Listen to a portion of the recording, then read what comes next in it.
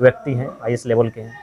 उन्होंने अपने घर में भोजन कराने के पश्चात हमारा जो भोजन का थाली था उसको उन्होंने धोने का काम किया। हम लोग बोले सर आप ऐसा क्यों कर रहे हैं? बोला अरे हम एज ए अधिकारी अपना जो कार्य क्षेत्र है वहाँ पर है, मेरा घर है। तो इससे हम लोग का आभास हुआ कि हमारी लड़ाई सही है, हर कोई शोषित पड़ता है। तो अधिकारी भी है तो अन्य राज्यों के लोग उनके ऊपर कार्य कर रहे हैं और वे लोग उनके नीचे कार्य कर रहे हैं और लगातार उन्हें भी कहीं ना कहीं प्रताड़ना का शिकार होना पड़ता है। जैसे अगर कुछ थाना की बात करें तो थाना प्रभारी बाहर राज्य के हैं और हमारे अगर 10 भी हैं लोकल तो फिर उनको सही से काम करने दिया जाता है। इस तरह का चीज़ें चल रही है। देखिए राज्य सरकार राज्य के हित के लिए प्रतिबद्ध नहीं है।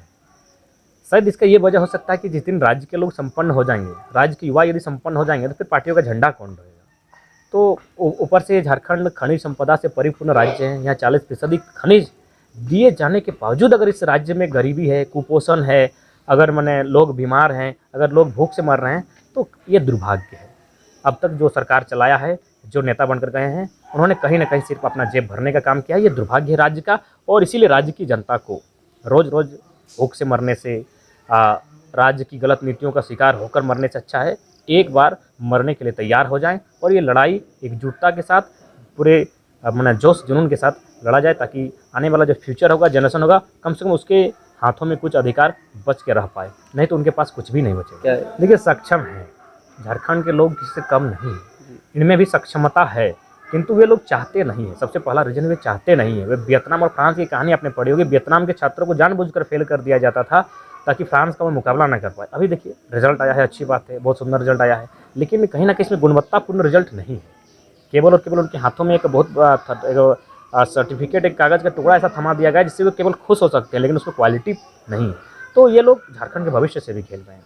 इसीलिए चाहिए कि एक गुणवत्तापूर्ण शिक्षा उपलब्ध कराई जाए, शिक्षा नीति में बदलाव हो और यहाँ के बच्चों को एक प्रैक्टिकली शिक्षा से जोड़ा जाए ताकि ये बच्चे कंपटीशन के माध्यम से बड़े बड़े संस्थानों में अपना नामांकन कर पाए। और नहीं तो फिर हमारी ज़मीन पर ये बड़े बड़े संस्थान किस काम के? यदि हम उसके योग्य बन ही नहीं पाते हैं तो उन संसाधनों और संस्थानों की हमें कोई आवश्यकता नहीं। देखिए यही हमारी सबसे बड़ी कमजोरी है कि जब तक हम हिंदी अच्छा बोलते हैं, हिंदी समझते हैं, लेकिन ये केवल बोलने और बोलचाल की भाषा रहनी चाहिए। पढ़ाई यहाँ के लोकल लैंग्वेज में होनी चाहिए, जो भी यहाँ की लोकल भाषाएं हैं उन भाषा में होनी चाहिए, वही दीवार बन सकती है। क्योंकि जब तक एक बाउंड्री वाल नहीं होगा कोई व्यक्ति आसानी से आपके घर में प्रवेश कर जाएगा। क्यों मेरे घर में प्रवेश करेगा?